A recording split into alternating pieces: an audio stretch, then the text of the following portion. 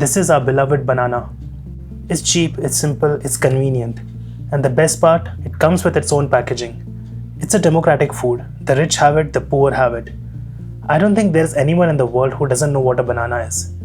Yet this simple fruit has quietly shaped trade, politics, religion, culture, agriculture, art, music, and the dinner tables around the world.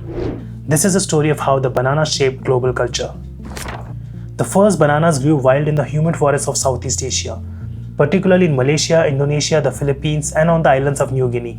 The original wild bananas were very different from the sweet, seedless fruit we have today.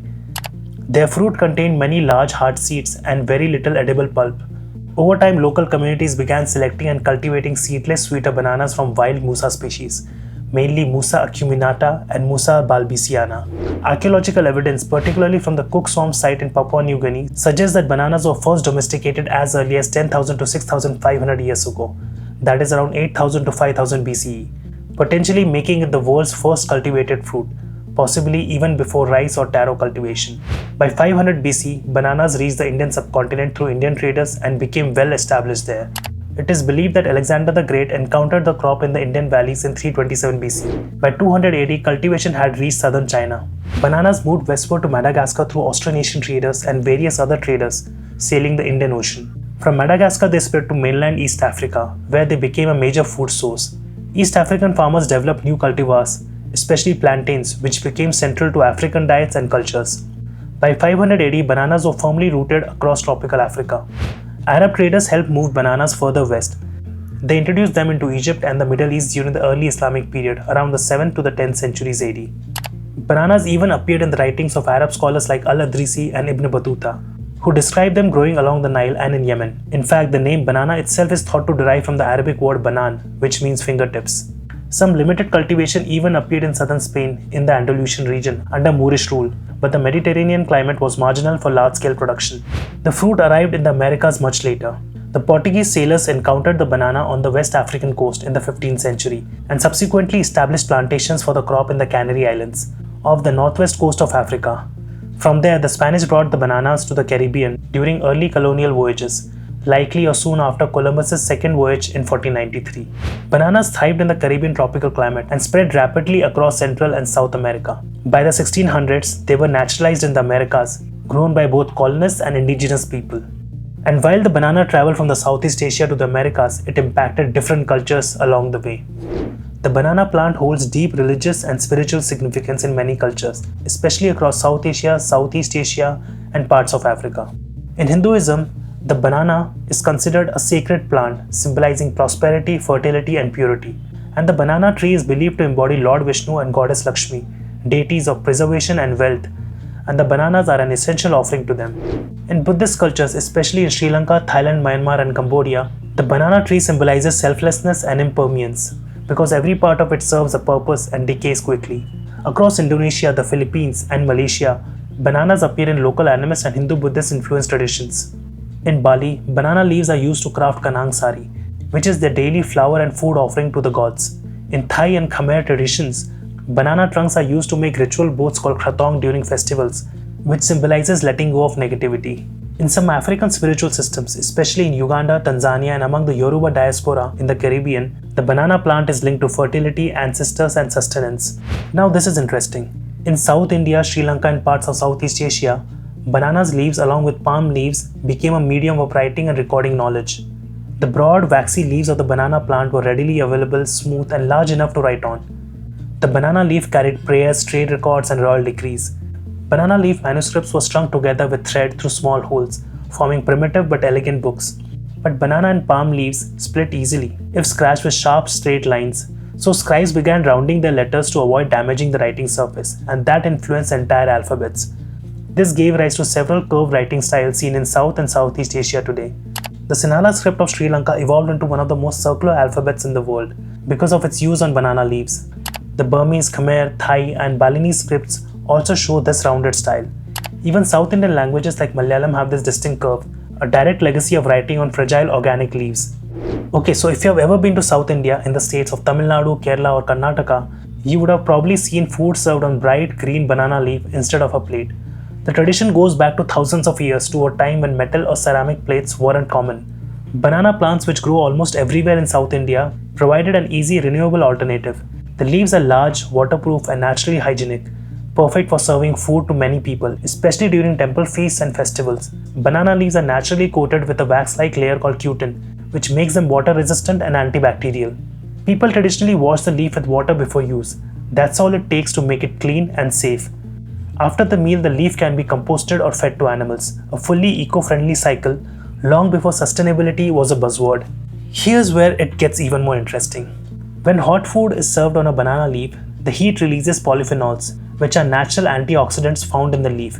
These compounds are similar to those in green tea and turmeric and are believed to have antibacterial and digestion-aiding properties. This also adds a subtle aroma and taste to the meal, slightly grassy, earthy and sweet, enhancing the flavor of traditional dishes like sambar, rasam or payasam.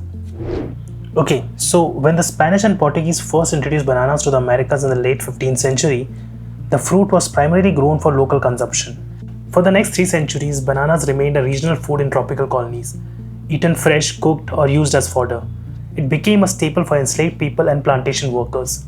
Bananas ripen quickly and bruise easily, so they were almost impossible to ship across the Atlantic without spoiling. But that changed dramatically in the 1800s. By the mid-1800s, steamships, railways, and refrigeration technology revolutionized global trade.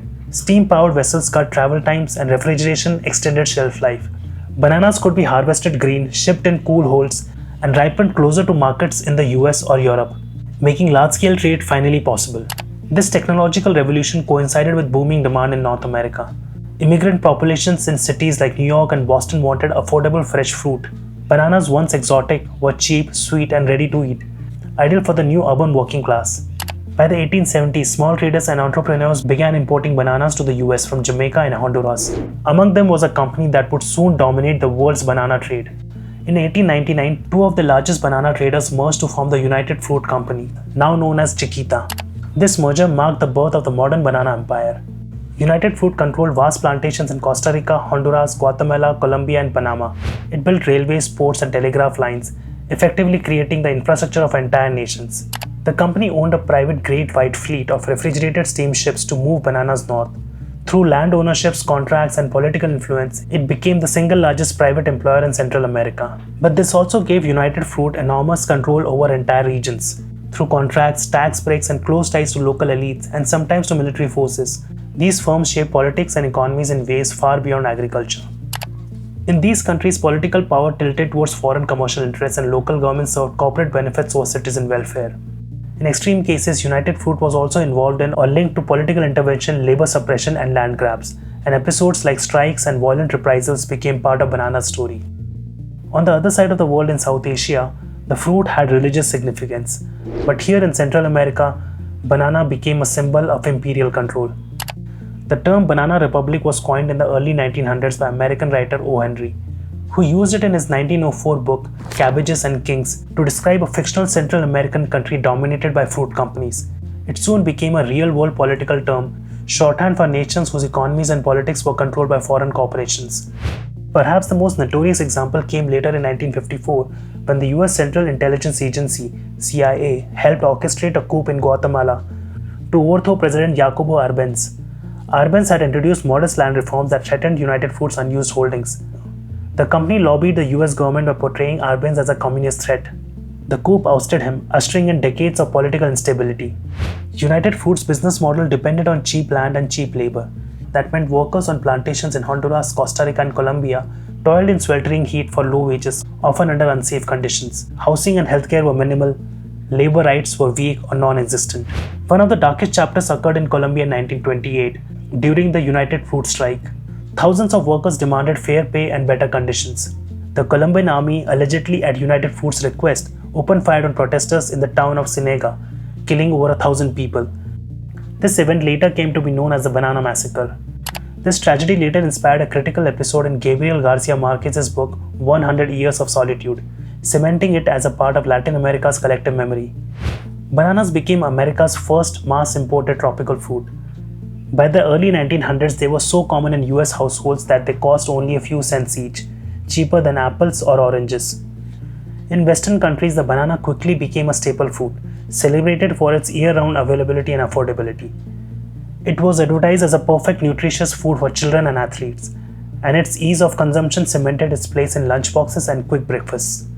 To meet this demand and to ensure consistent supply year-round along with consistent taste, banana plantations moved towards monoculture. Monoculture means growing a single variety of a crop. In this case, it was a banana variety named Gros Michel or the Big Mike, which became the standard, and vast rainforests were cleared for monocultures. But this reliance on a single banana variety, the Gros Michel, made plantations incredibly vulnerable to disease. In the early 1900s, a fungal disease named Panama disease struck the crop and wiped out Gros Michel plantations across entire regions. Thousands of workers lost their livelihoods as plantations shut down and entire towns dependent on banana exports collapsed. This crisis weakened the already fragile economies of banana republics, further deepening their dependence on US corporations. By the 1950s, the Gros Michel was virtually extinct in commercial trade. The industry responded by switching to a new variety, the Cavendish. The Cavendish was resistant to Panama disease strain that destroyed the Gros Michel. Companies restructured plantations around this new variety, and by the 1970s, the Cavendish had become the world's dominant banana. Even today, Cavendish is the dominant variety, and almost half of the globally traded bananas are Cavendish. But the disease problem really hasn't gone away. There's a new strain of fungus called tropical race 4 or TR4 which threatens the Cavendish worldwide. Almost every Cavendish banana grown for export is a genetic clone of all the others. They are propagated asexually using cuttings, since they are seedless. This creates a monoculture where every single plant shares the exact same vulnerability. If one plant is susceptible to a disease like TR4, the entire global crop is susceptible, making it a recipe for rapid, widespread disaster. This is exactly what happened to Gros Michel and is a clear example of dangers of monoculture. Today, more than anything, bananas are culturally important because they are affordable and nutritious. They are part of our everyday diets and are available all around the year. Bananas are the original fast food. Bananas are calorie-rich, portable, and require no cooking to eat. In urbanizing societies where people work away from home, a banana is perfect, snackable, filling, and cheap. From school lunches in America to roadside stalls in tropical countries, the banana has become a quick, accessible source of energy and potassium. For many poor households in tropical regions, bananas and plantains are a staple carbohydrate source. And bananas are convenient and are easy to eat, unlike something like the pomegranate. For years, the banana has been a part of art, music, and pop culture. One famous example is Andy Warhol's banana on the cover of The Velvet Underground and Nico. Warhol's pop art banana, printed in bright yellow and presented as a simple commercial image, both celebrated and poked fun at mass culture. Music itself took note.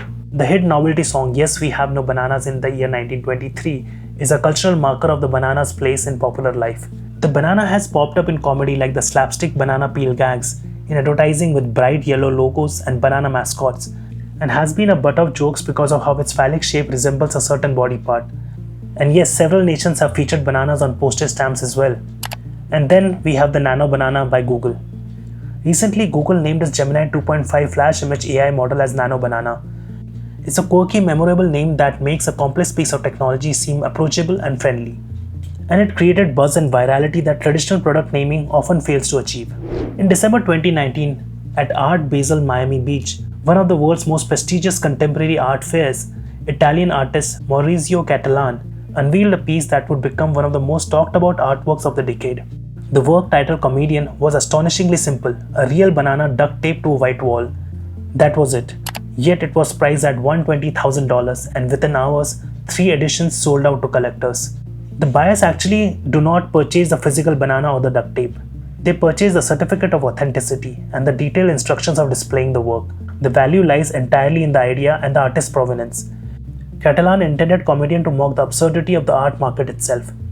But a couple of days later, a performance artist named David Datuna walked up to the installed piece at Art Basel, removed the banana, peeled it, and ate it in front of the crowd. He called the act Hungry Artist and was later escorted out. In late 2024, another edition of the artwork went on auction at Sotheby's and sold for a staggering $6.2 million to the crypto entrepreneur Justin Sun. But personally, I don't understand why would something like this be called art, and why would somebody pay $6.2 million for a banana? All I can learn from this event is that there is always an idiot out there who is ready to pay you an absurd amount of money for something as simple as a banana, if you just use the right words. The beauty of the banana lies in its simplicity. Yet people will always find ways to complicate things. Scroll through the internet and you will find tutorials on the right way to peel or eat a banana. And I think there is no better way to honor the banana than to mock these people. The banana doesn't ask for much. You just peel, eat, and enjoy. and somehow that's enough. That brings us to the end of the video. My name is Ajay and this is Alive and Curious. And if you like the video and for more such stories from around the world, please like, share and subscribe to the channel. You may also consider becoming a part of the Alive and Curious community, which will give you access to the exclusive perks. Thank you. See you in the next one.